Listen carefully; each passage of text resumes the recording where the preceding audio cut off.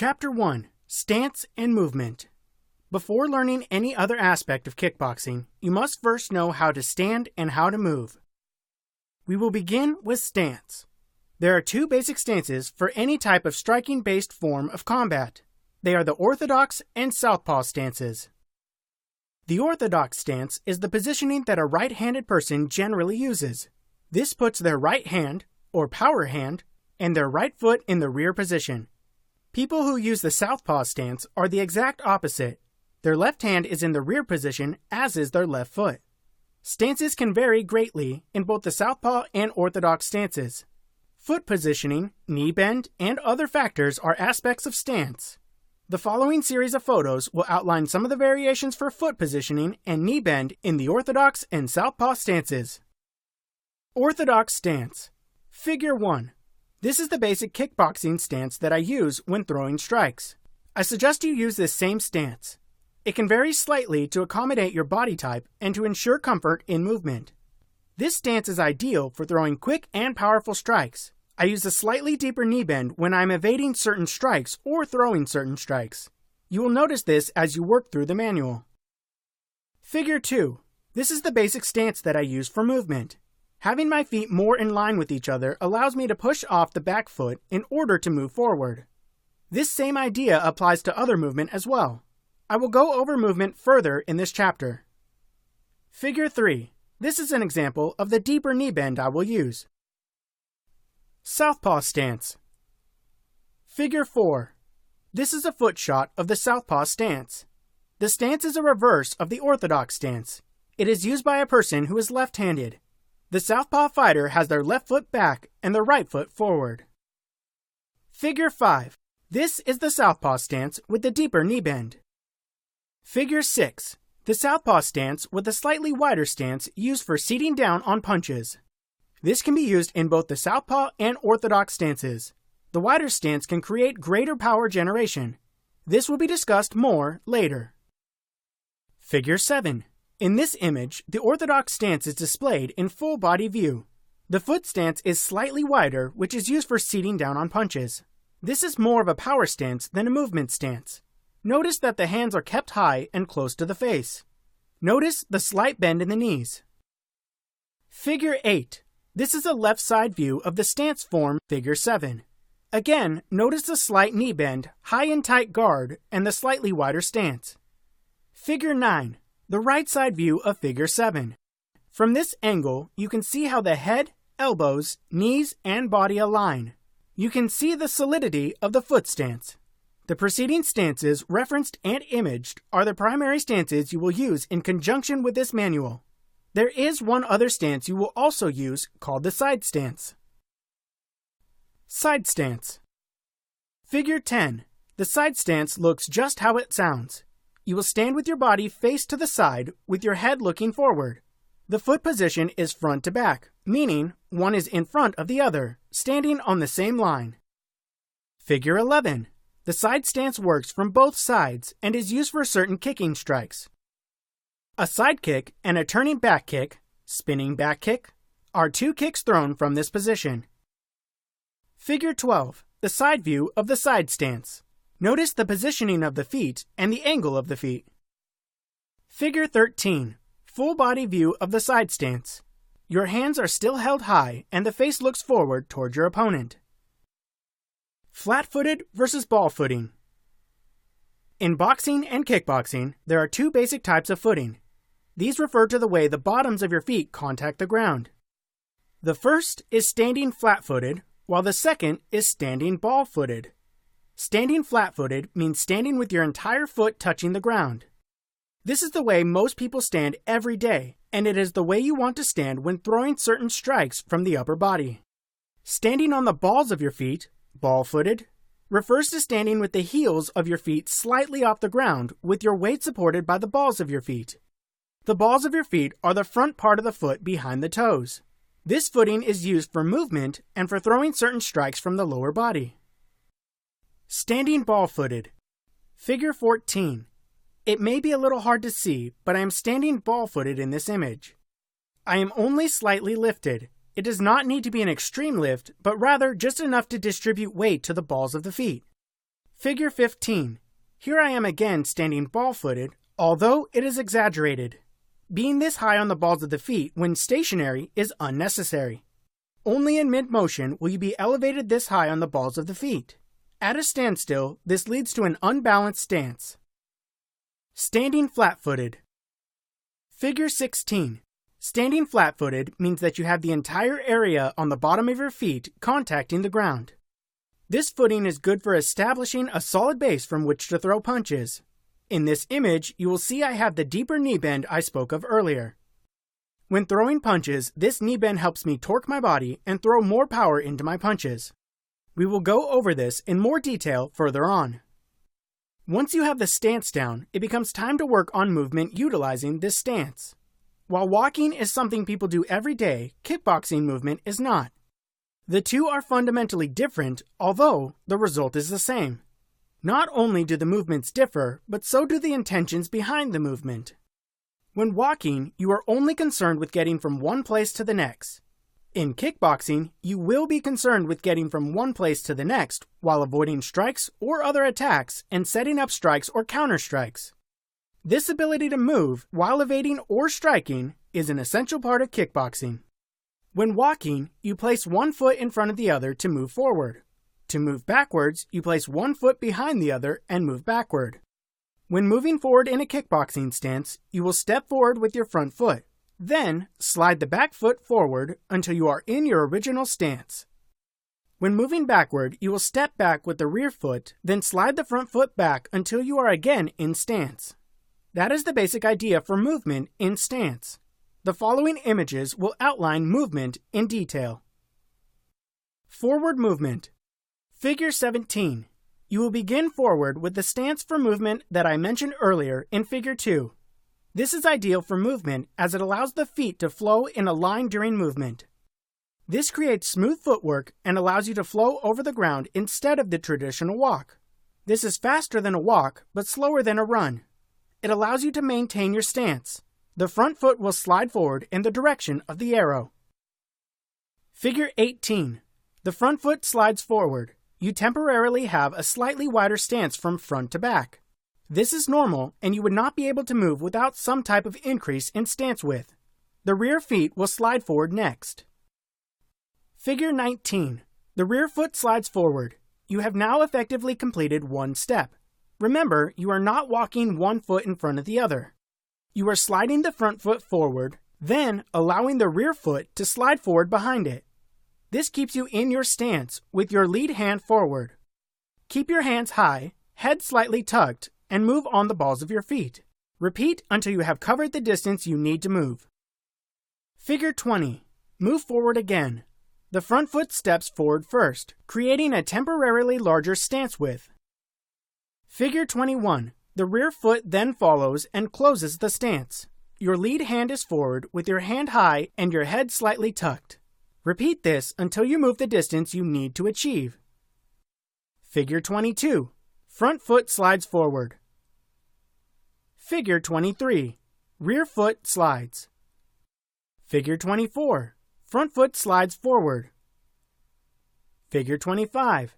Rear foot slides. Backward movement. Figure 26. Backward movement is achieved via the same mechanics as forward movement. The only difference is that you slide with your back foot first. Figure 27. Slide your back foot out while keeping your lead hand forward, hands high, and chin slightly tucked. Figure 28. Follow with your front foot. Figure 29.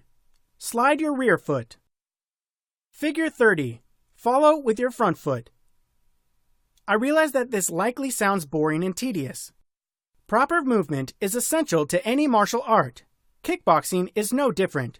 If you take a boxing course, a taekwondo course, or even a jiu-jitsu course, the fundamentals of standing are going to incorporate proper stance and proper movement. Do not look at this as a chore. Look at it as a foundation. With improved movement, evasion becomes easier and striking on the go becomes possible.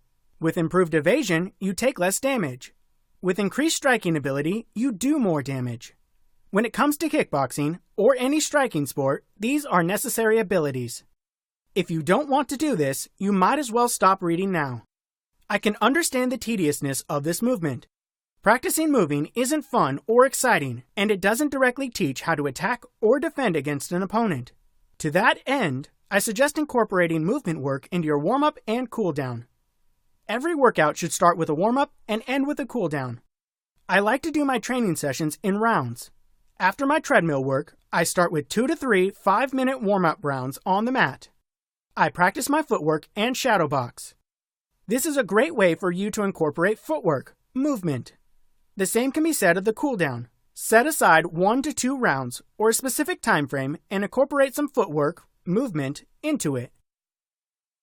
Diagonal movement. Diagonal movement is a bit unique in that it can be done in 4 directions instead of 2, like the front-to-back movement. Let me illustrate. Imagine that you are standing on the middle of the line in your stance facing the right side of the page. Forward movement would allow you to move to the right side of the page, while rear movement would allow you to move to the left side of the page. Now, imagine you are in the middle of the circle below and we are looking down at you from top view. The lines represent the diagonal directions you can move. There are 4 lines, with 2 denoting rear movement and 2 denoting front movement.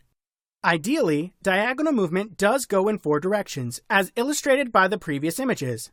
However, in order to move forward or backward in one direction, you would need to change stances. This is something we do not want at this point. You should always maintain your stance. Again, let me illustrate, this time with a photo. Figure 31. Diagonal movement is done in a forward diagonal or rear diagonal. We will start with rear diagonal movement. Notice the direction indicated by the arrow. Figure 32. From your normal stance, you step backwards with your rear foot. As with the front-to-back movement, you will be in a larger than normal stance for a moment. Remember to keep your hands high and your stance facing forward. Keep your eye on your opponent. Figure 33. You now slide the front foot back to finish the movement. This is 1 diagonal step backwards. Figure 34. Forward diagonal movement is essentially the same as rear diagonal movement. The only exception is that you are moving forward. Figure 35. Step forward in a diagonal motion with the front foot. Your hands are high, stance is proper, and your eyes are on your opponent. Figure 36. Bring the rear foot forward. Figure 37. Step forward in a diagonal motion with the front foot. Your hands are high, stance is proper, and your eyes are on your opponent. Figure 38. Bring the rear foot forward. Now, I want to cover one more point with diagonal movement. We have only moved in 2 directions so far, but, as I mentioned, diagonal movement can technically move in 4 directions. However, for the time being, I do not want you to move in the other 2. If an opponent moves in a manner that would require this type of diagonal movement, you will pivot.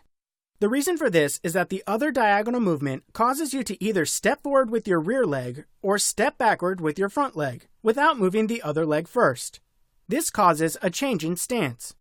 For now, you want to maintain your stance. Let me show you what I mean. Figure 39. In order to move diagonally, you would need to step forward with your back foot. This would cause you to change stance. In this case, the change is from an orthodox stance to a southpaw stance. While it might seem a simple change, standing in a different stance can be awkward until you get used to it. That takes practice. For now, pivot or sidestep if someone moves in a manner that would result in this type of diagonal movement from you. Side-to-side movement. Side-to-side movement is performed just as it sounds. Using one leg, you step to the side you wish to move and immediately follow with the opposite leg. For a moment, your stance will be slightly wider and you will be in a more forward stance. Once you bring the second leg across to finish the sidestep, your stance will again be normal. Allow me to illustrate. Figure 40. This is your normal stance. It is staggered with your lead leg forward and your rear leg back. From here, you will initiate the sidestep with one leg or the other. Figure 41. In this image, I sidestep with my lead leg by moving it to the outside of my body. This is how the sidestep should always start in this manner. There should be no crossing of the legs. Figure 42. I now follow my front leg with my rear leg. This closes the wider than normal stance and puts me back in my original stance. Figure 43. I now step to the right by moving my back leg in the direction that I want to move. Figure 44. I follow my rear leg with my front leg. I have now completed the side step. Figure 45. The motion for the side step is the same regardless of how many times it is done. Always start the side step with the leg closest to the direction you want to move. Figure 46. Step with that leg first. Figure 47. Then follow with the other leg. Pivoting. Pivoting is performed by rotating, pivoting, on one foot. This pivot can occur on the front or the rear foot, although it generally occurs on the front foot. The next series of photos will outline how to pivot on the front foot. Pivoting on the rear foot is essentially the same. Figure 48. In this image, I am standing in an orthodox stance. Position yourself in the same way. You are going to pivot to face your right side. This will cause your rear foot to pivot towards your left side. Figure 49. This image shows me in mid-pivot. Notice my rear foot is slightly off the ground as it is the foot moving. I am balancing on the ball of my front foot to facilitate the pivot. If you stand flat-footed, the pivot is difficult and you could tweak, sprain, your ankle. Figure 50. I have completed the pivot. Notice that I'm still on the balls of my feet. It is a bit exaggerated for effect. This is to facilitate continued movement. If I wanted to throw punches, I would seat back on my feet for a flat-footed power stance. Figure 51. Now, I will show you how to pivot to the other direction. You will start from the original stance. Notice, in the image, I am again in my standard stance facing forward. From here, I will pivot, rotate, to face my left side. My rear foot will pivot to my right. Figure 52. You pivot in the same manner as the first pivot. It is that simple. Pivoting is an easy move to perform, but it can take practice to become fluid with it. Chapter Review. In this chapter, we have reviewed how you should stand, stance, and how you should move, movement, when practicing kickboxing. Understanding these principles are essential to kickboxing. You should have a working knowledge of them as you proceed forward. Practice suggestions. Practice each set of movements individually first. Practice moving forward for a set number of repetitions or for time before moving to the next movement. Use a predetermined rep range or time frame. 5, 10, 15, or 20 steps in one direction is a good place to start. For example, do 10 forward steps in one direction, pivot, then do 10 steps forward again. If you prefer time, try using intervals of 15 seconds, such as 15, 30, 45, etc. Once you are comfortable with movement in one direction, move in 2 directions, then 3, and so on. For example, step forward 10 steps and then backward 10 steps. Once you are comfortable with that, add in 10 side steps in each direction.